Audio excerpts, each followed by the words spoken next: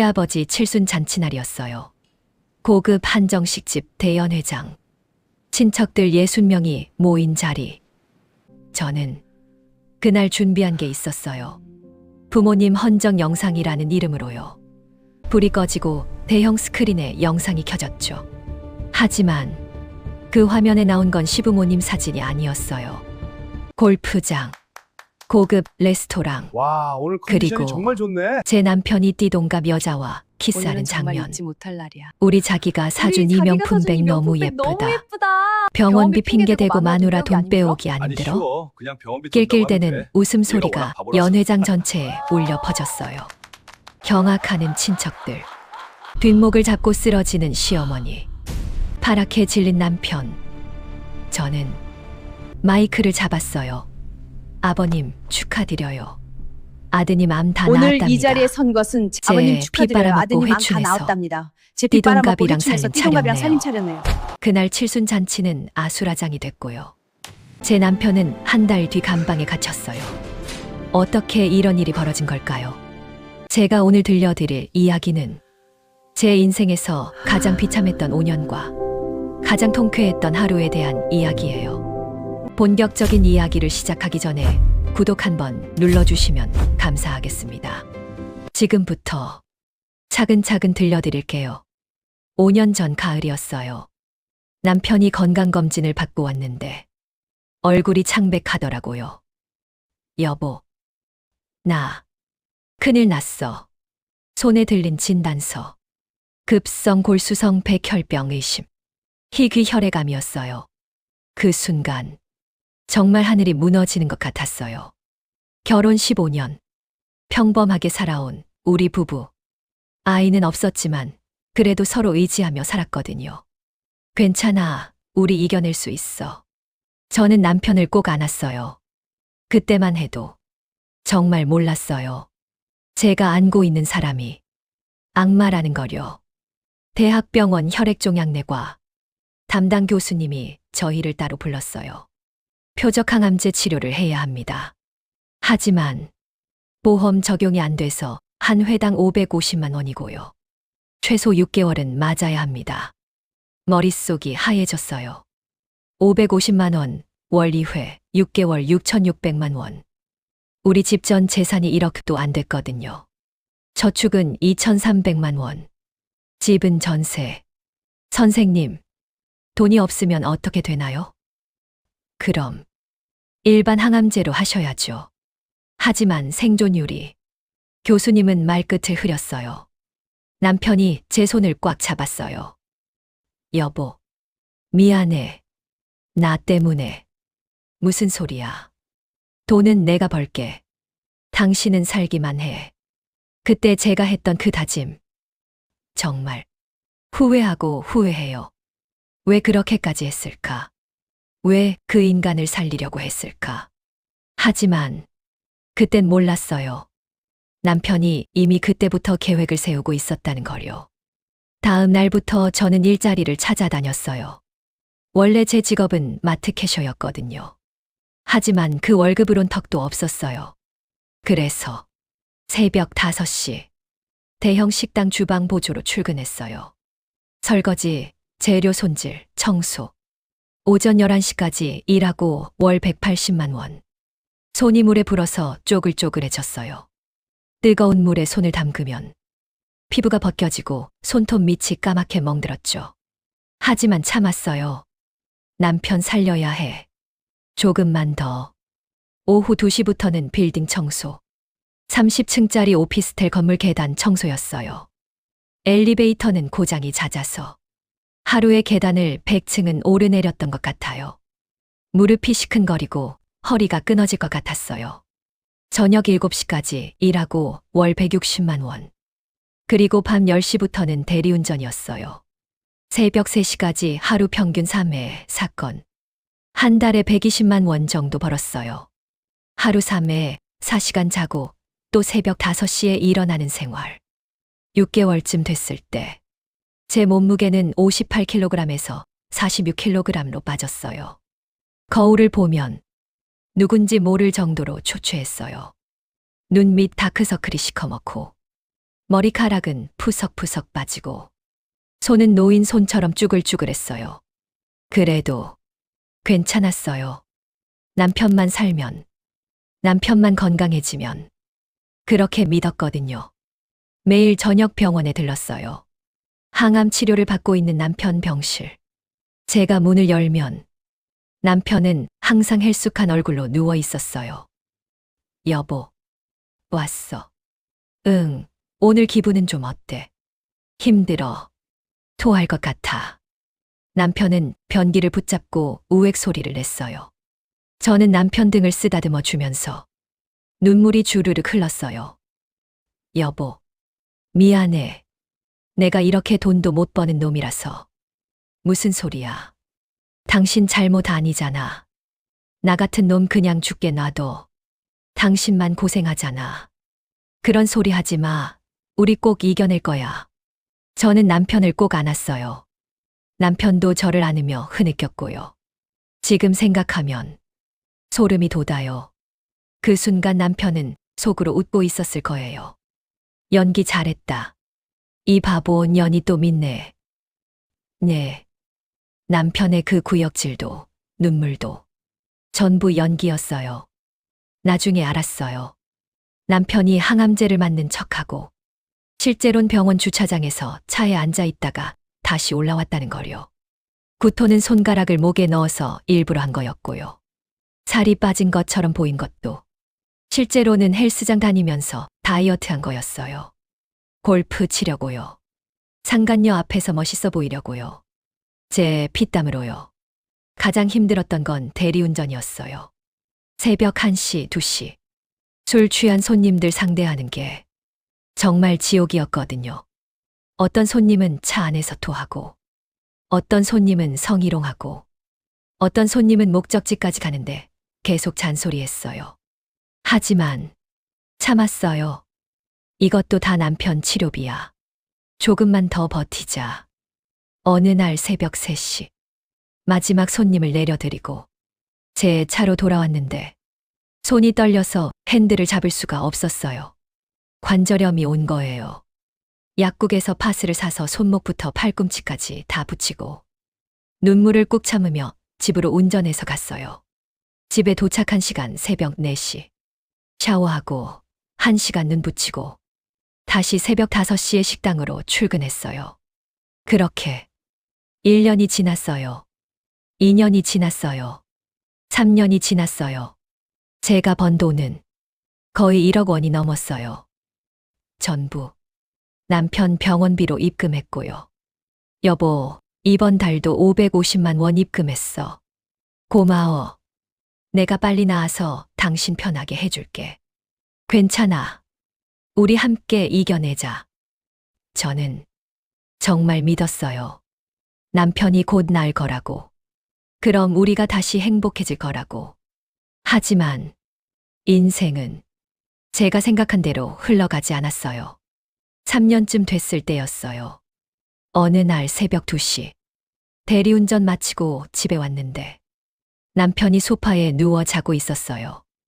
여보, 나 왔어. 병원 갔다 왔어? 응. 피곤해서 그냥 누웠어. 제가 남편한테 다가갔는데 뭔가 이상했어요. 병원 특유의 소독약 냄새가 아니라 은은한 향수 냄새가 났거든요. 남자 향수 냄새. 고급스러운 냄새. 여보, 향수 뿌렸어. 뭐? 남편이 벌떡 일어나며 눈을 부라렸어요.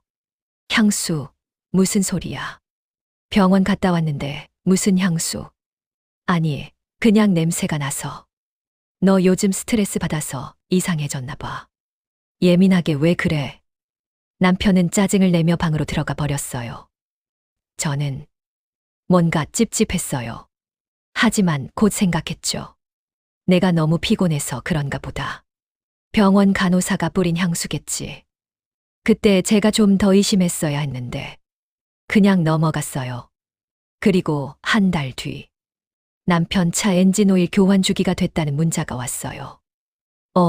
벌써 6개월밖에 안 됐는데. 보통 1년에 한 번 갈아야 하는데 6개월 만에 갈아야 한다는 게 이상했어요. 다음 날 정비소에 전화했어요. 사장님, 저희 남편 차 주행거리 좀 확인해 주실 수 있나요? 아, 네. 6개월 사이에 2만 3천 개 나오네요. 네, 2만 3천 개요? 네, 맞습니다. 전화를 끊고 저는 계산을 해봤어요. 남편은 일주일에 3번 병원 간다고 했어요. 집에서 병원까지 왕복 20km. 20km, 3일 4주, 6개월 1440km. 그런데 2만 3천 킬로. 2만 킬로미터 이상을 어디서 운전한 거지? 가슴이 덜컥 내려앉았어요. 하지만 또 생각했어요. 혹시 병원 끝나고 드라이브라도 한 건가? 아픈 사람이 답답해서 그럴 수도 있지. 저는 그때도 남편을 의심하고 싶지 않았어요. 그러던 어느 토요일 오후, 남편이 병원 간다고 나간 날이었어요. 저는 집에서 쉬고 있었는데 갑자기 비가 억수같이 쏟아지기 시작했어요. 아, 남편 차 와이퍼 고장났다고 했는데 제가 며칠 전에 인터넷으로 와이퍼를 주문해 뒀거든요. 내가 갈아줘야겠다. 남편 차 열쇠를 들고 지하주차장으로 내려갔어요. 와이퍼를 갈아 끼우고 차 안을 정리하다가 블랙박스 메모리 카드가 눈에 들어왔어요. 언제 포맷했더라. 용량 확인이나 해볼까. 저는 메모리 카드를 빼서 집으로 가져와 컴퓨터에 꽂았어요. 파일 탐색기를 열었죠. 영상 파일이 수백 개 있었어요. 날짜별로 정리돼 있었고요. 저는 아무거나 하나 클릭했어요. 재생 버튼을 눌렀죠. 그리고 제 인생이 완전히 무너지는 순간이었어요.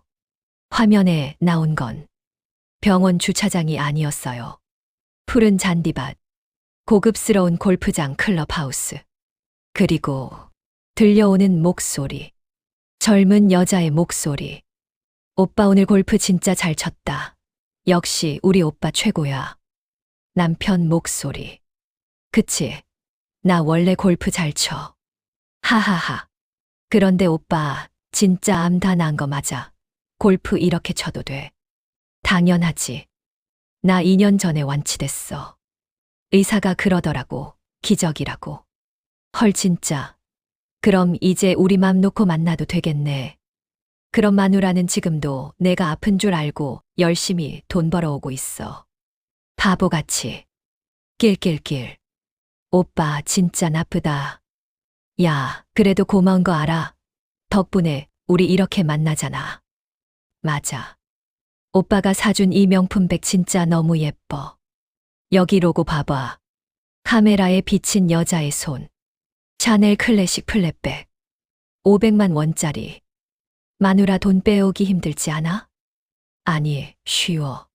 그냥 병원비 더 든다고 하면 돼. 얘가 워낙 바보라서. 낄낄낄. 두 사람의 웃음소리가 컴퓨터 스피커를 통해 울려 퍼졌어요. 저는 그 자리에 얼어붙었어요. 손이 떨렸어요. 숨을 쉴 수가 없었어요. 가슴이 터질 것 같았어요. 다른 영상도 열어봤어요. 고급 레스토랑에서 와인 마시는 영상. 호텔 주차장에 세워진 영상. 백화점에서 쇼핑하는 영상. 전부 제가 밤새 대리운전하며 번 돈으로 상간녀와 데이트한 영상이었어요. 날짜를 확인해 봤어요. 가장 오래된 영상은 2년 전. 그러니까 남편이 완치 판정받은 바로 그때부터 저를 속이고 바람을 피운 거예요. 2년 동안 저는 남편이 아프다고 믿으며 하루 3시간씩 자며 쓰리잡을 뛰었고 남편은 그 돈으로 골프 치고 고급 레스토랑 가고 명품백 사주고 젊은 여자랑 호텔 가고 저는 화장실로 달려갔어요. 변기를 붙잡고 우웩, 으웩. 뱃속에 있던 모든 걸 토해냈어요. 아니, 토하는 게 아니라 영혼이 빠져나가는 것 같았어요. 눈물이 주르륵 흘렀어요. 손이 덜덜 떨렸어요. 이게 뭐야?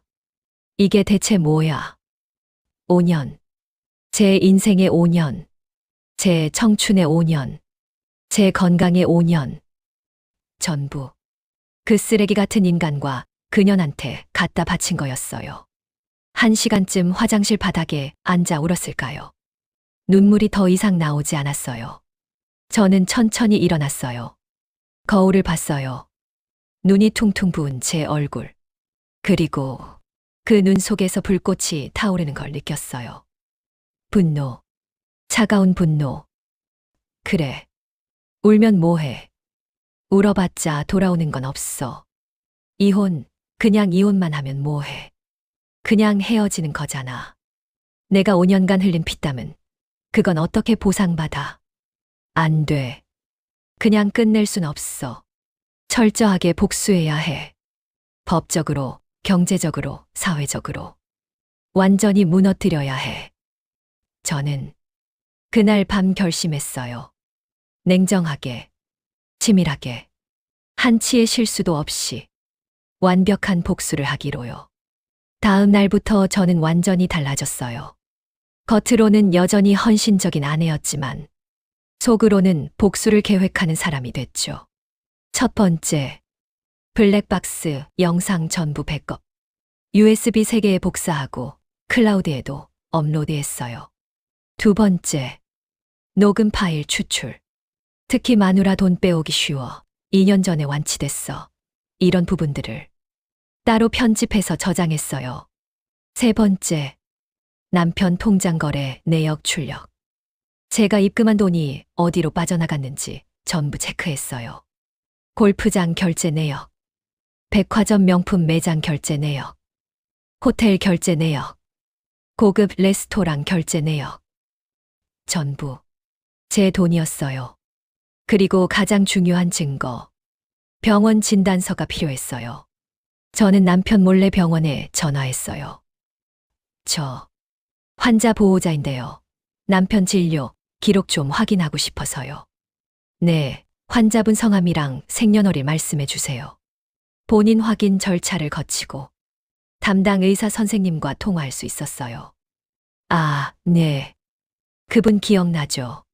3년 전에 급성골수성 백혈병으로 오셨다가 2년 전쯤에 완치 판정 받으셨어요. 기적적으로 회복하셨죠. 그 이후로는 정기 검진도 안 오시고 약 처방도 없으셨는데요. 혹시 다른 병원으로 옮기셨나요? 심장이 멎는 줄 알았어요. 의사 선생님 말이 사실이라는 건 알고 있었지만 직접 확인하니까 더 충격이었어요. 아, 아니에요. 괜찮습니다. 확인 감사합니다. 혹시 진단서 발급 가능할까요? 보험 청구 때문에요. 네, 가능합니다. 내원하시면 발급해 드리겠습니다. 다음 날 병원 가서 진단서를 발급받았어요. 2023년 11월 15일 완치 판정. 명확하게 적혀 있었어요. 그날부터 2년간 남편은 단 한 번도 병원에 온 적이 없다고요. 저는 그 진단서를 봉투에 넣어 금고에 보관했어요. 이제 상간녀가 누군지 알아야 했어요. 블랙박스 영상만으론 얼굴이 잘 안 보였거든요. 저는 인터넷으로 흥신소를 알아봤어요. 부정증거 확보 전문 상담을 받았어요. 남편 미행 조사와 상대 여성 신원 조사 부탁드립니다. 비용은 일주일에 200만 원입니다. 비쌌지만 어쩔 수 없었어요. 이건 투자였으니까요. 복수를 위한 투자. 일주일 뒤 흥신소에서 보고서를 받았어요. 상대 여성 신원. 이름 강민지 가명. 나이 32세. 직업 전직 골프장 캐디. 현재 무직. 남편과의 관계 2년 전 골프장에서 만나 불륜 관계 시작. 현재 거주지 강남구 5호동 5호 오피스텔 1203호. 계약자 제 남편 명의. 보고서와 함께 사진들이 첨부돼 있었어요. 남편이 그 여자 오피스텔에 들어가는 사진. 함께 쇼핑하는 사진.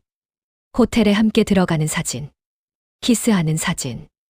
보는 순간 또 울컥했지만 꾹 참았어요. 눈물은 나중에. 지금은 증거 확보. 오피스텔 계약서도 확인했어요. 월세 150만 원. 보증금 1000만 원. 계약자 제 남편. 계약 날짜 2년 전. 그러니까 남편이 완치 판정 받자마자 제가 번 돈으로 그 여자한테 집을 얻어준 거였어요. 저는 제 돈이 어디로 새나가는지 계산해 봤어요.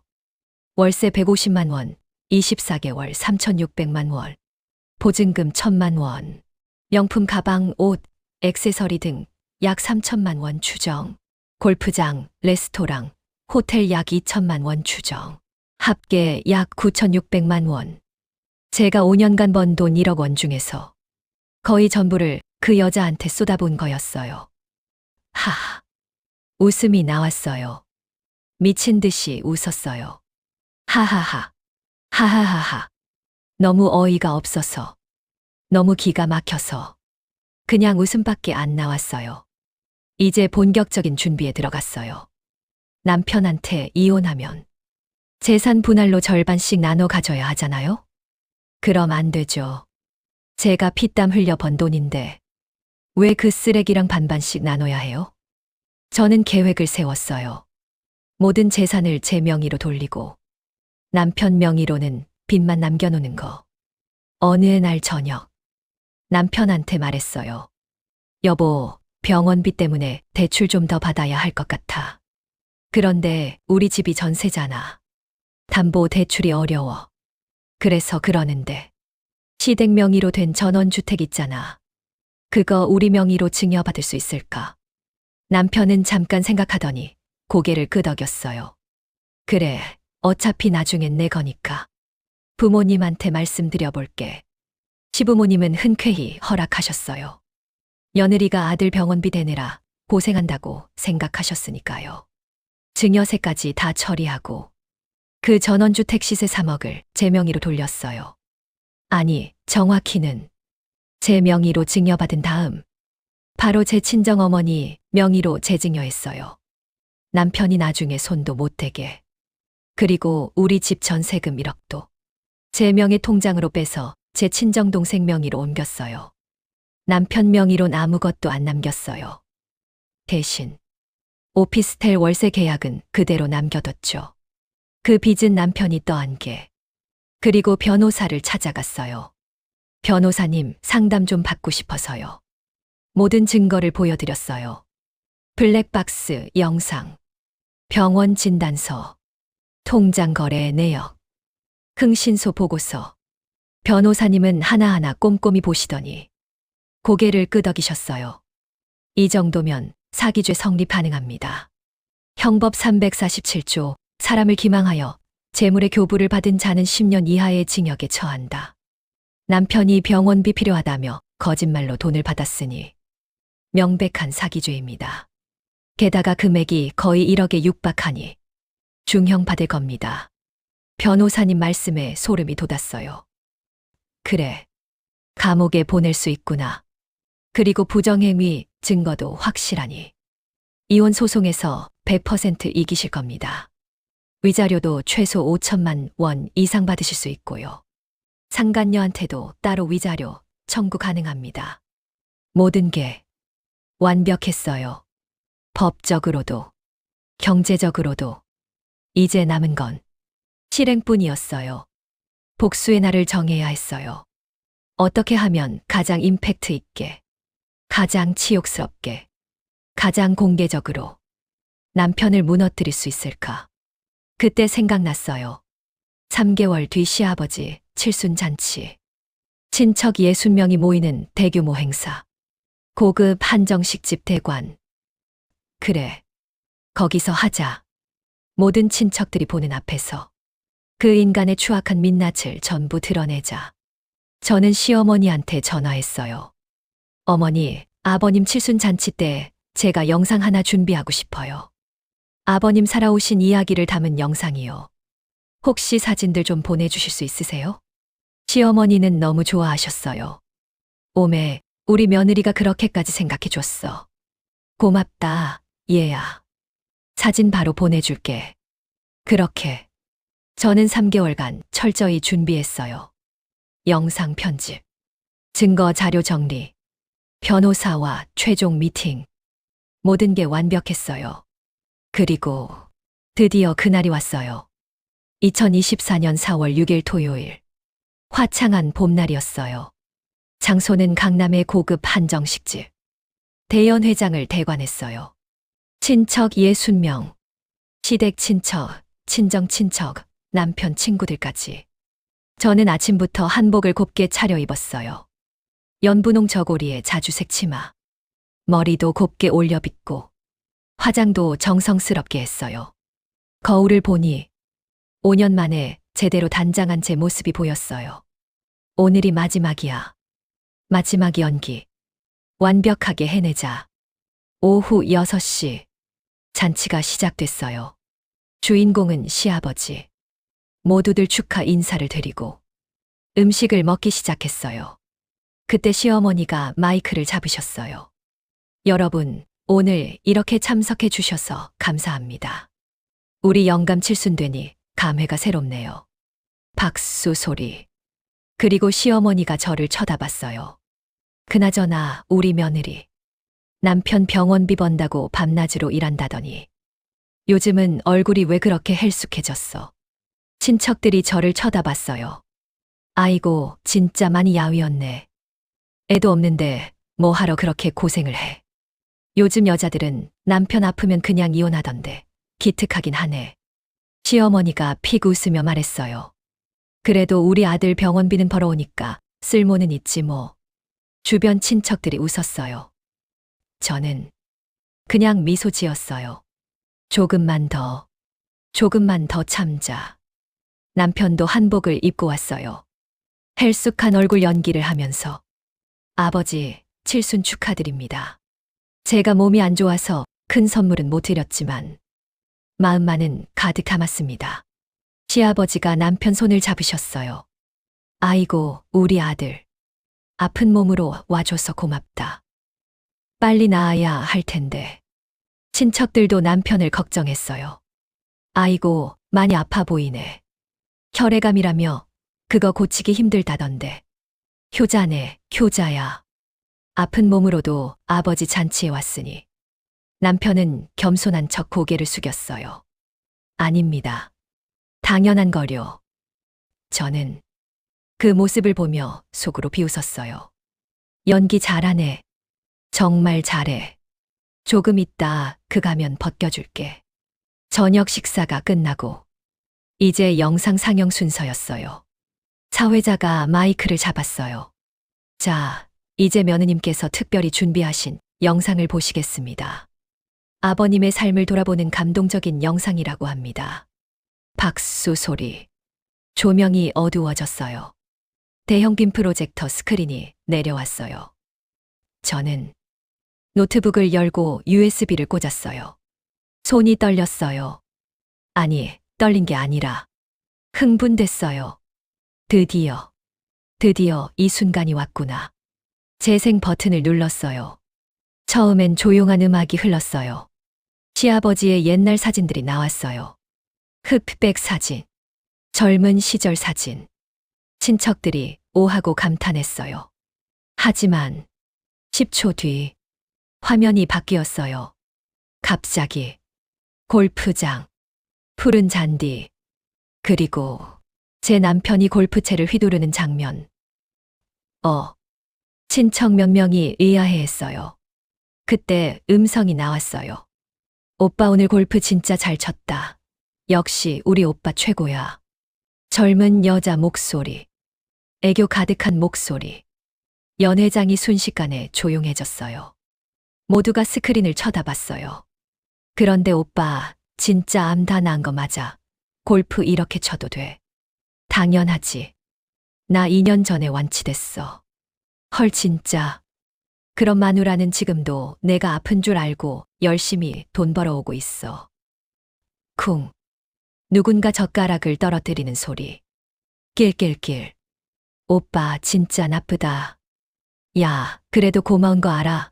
덕분에 우리 이렇게 만나잖아. 화면이 바뀌었어요. 이번엔 백화점. 명품 매장. 여자가 샤넬 가방을 들고 있는 장면. 우리 자기가 사준 이 명품백 너무 예뻐. 여기 로고 봐봐.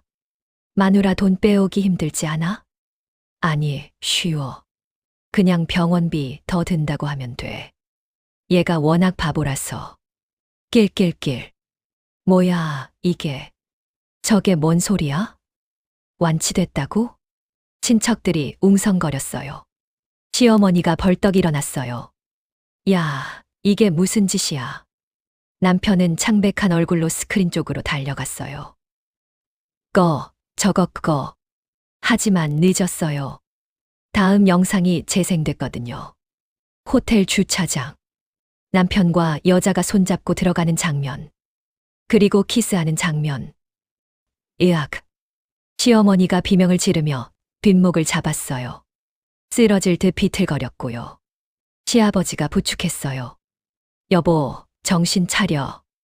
남편은 노트북으로 달려와 전원을 끄려고 했어요. 하지만 저는 이미 노트북을 닫고 일어섰어요.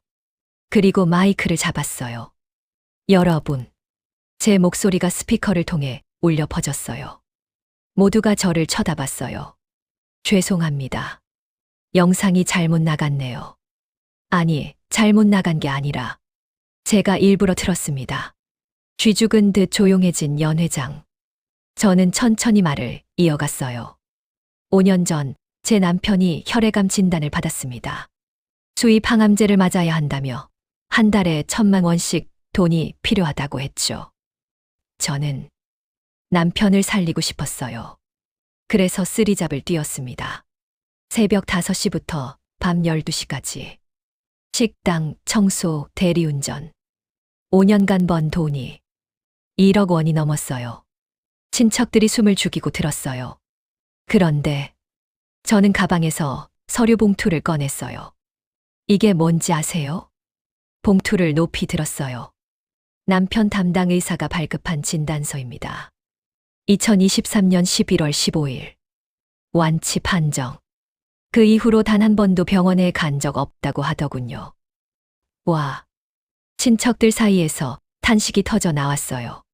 저는 서류들을 하나씩 꺼내 들었어요. 이건 남편 통장 거래 내역입니다. 제가 입금한 1억 원이 골프장 명품점, 호텔, 고급 레스토랑으로 빠져나갔네요. 아, 그리고 이것도 있죠. 강남 5호동 오피스텔 월세 계약서. 월 150만 원, 보증금 1,000만 원. 계약자는 제 남편. 거주자는 화면에 나온 그 여자입니다. 서류를 공중에 뿌렸어요. 한지들이 바닥에 흩어졌어요. 친척들이 서류를 주워들며 읽기 시작했어요. 헐, 이게 진짜야? 2년 동안 바람을 피웠다고? 남편은 그 자리에 서서 입을 벙긋거릴 뿐 아무 말도 못했어요. 저는 시아버지를 향해 고개를 숙였어요.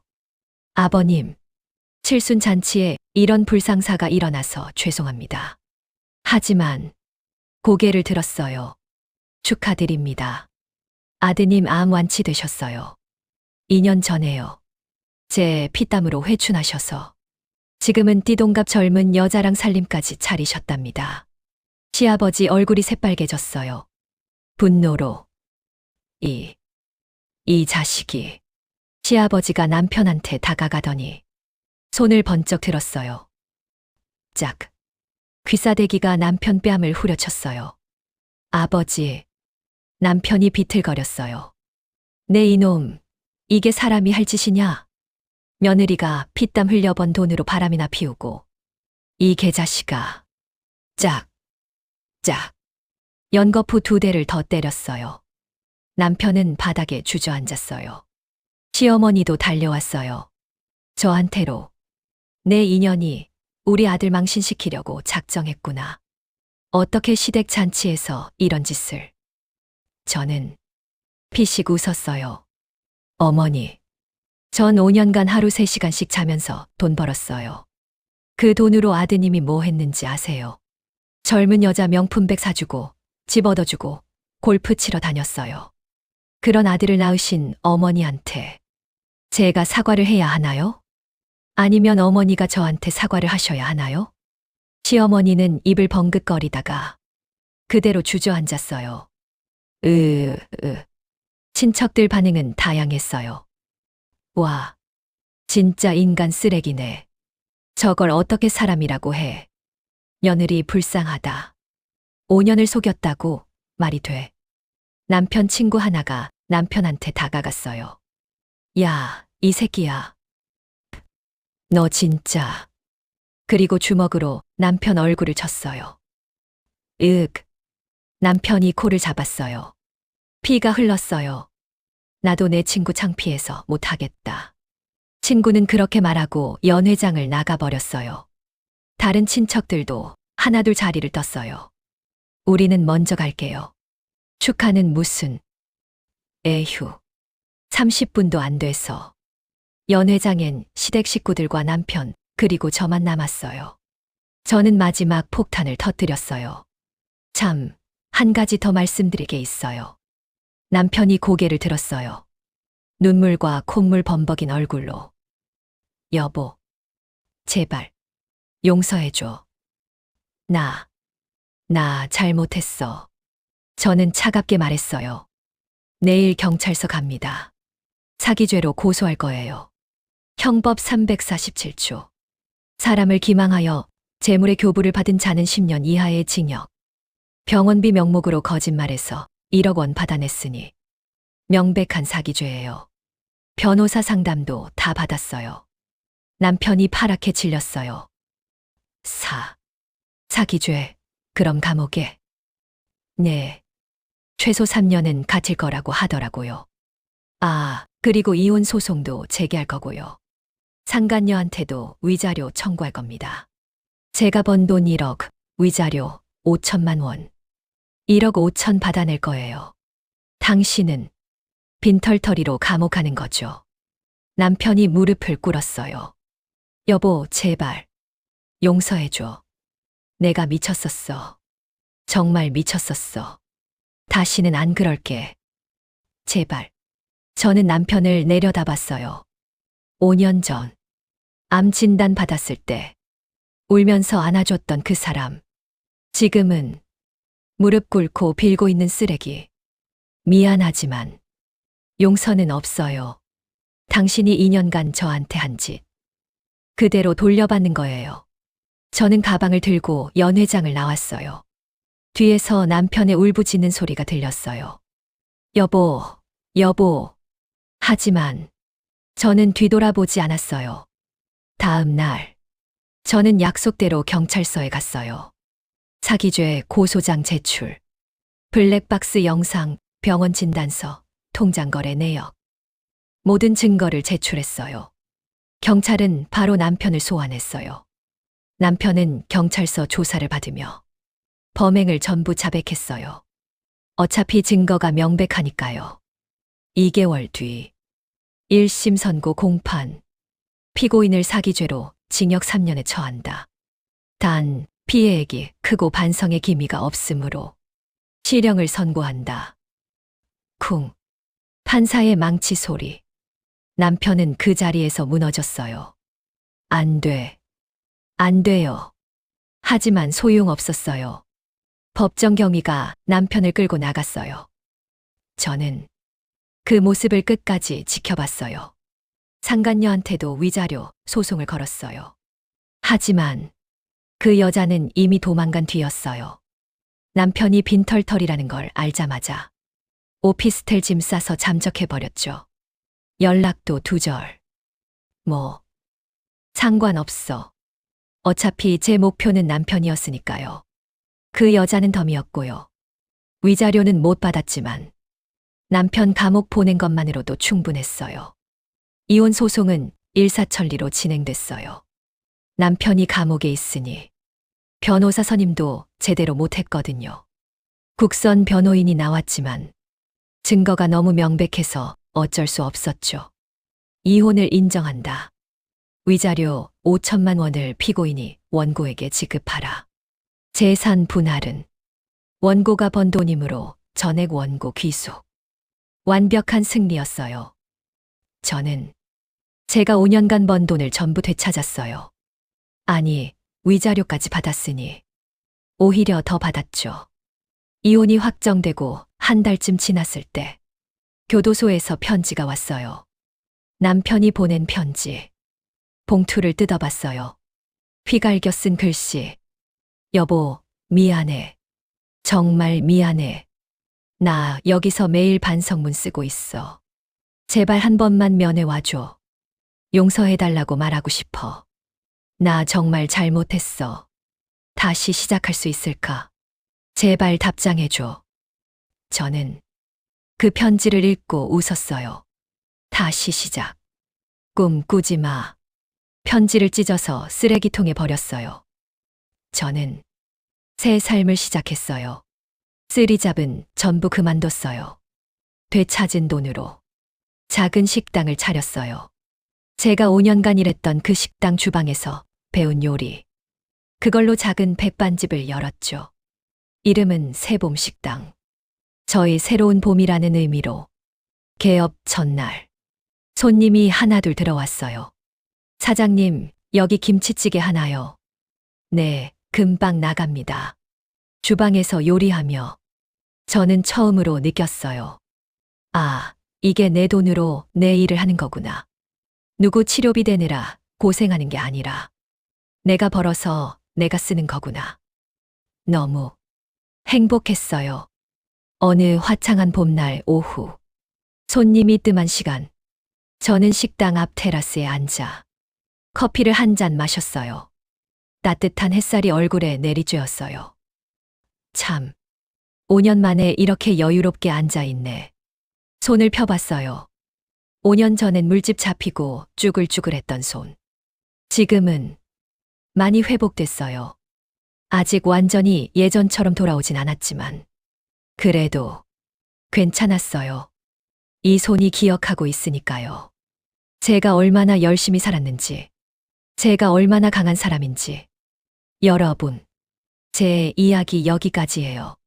결혼 20년, 그중 5년을 저는 암덩어리 같은 남편 때문에 지옥에서 살았어요. 하지만 그 암덩어리를 도려냈어요. 법적으로, 경제적으로, 사회적으로 완전히 제거했죠. 지금 제 전 남편은 교도소에서 죄수복 입고 반성문 쓰고 있어요. 출소해도 전과자의 빈털터리에 나이만 든 폐인이겠죠. 반면 저는 제 식당을 운영하며 하루하루 행복하게 살고 있어요. 혹시 지금 이 영상을 보시는 분 중에 저처럼 배우자의 배신으로 고통받고 계신 분 있나요? 억울하게 당하고만 계신 분 있나요? 제가 드리고 싶은 말씀은 참지 마세요. 당하지 마세요. 당신이 흘린 피땀은 당신이 되찾아야 해요. 법은 여러분 편이에요. 증거만 확실하면 반드시 이길 수 있어요. 저처럼요. 그러니 포기하지 마세요. 당신의 인생은 당신이 지켜내야 해요. 저는 이제야 살 것 같아요.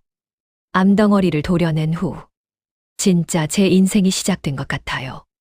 여러분도 꼭 행복하세요. 당신의 인생을 당신이 주인공으로 만드세요. 저처럼요. 여기까지 제 이야기였습니다. 긴 이야기 들어주셔서 감사합니다. 제 인생의 암덩어리는 남편이었습니다. 그걸 도려내고 나니 이제야 숨을 쉴 수 있었어요. 여러분도 힘든 일 있으시면 꼭 이겨내세요. 당신은 충분히 강하니까요. 저처럼요.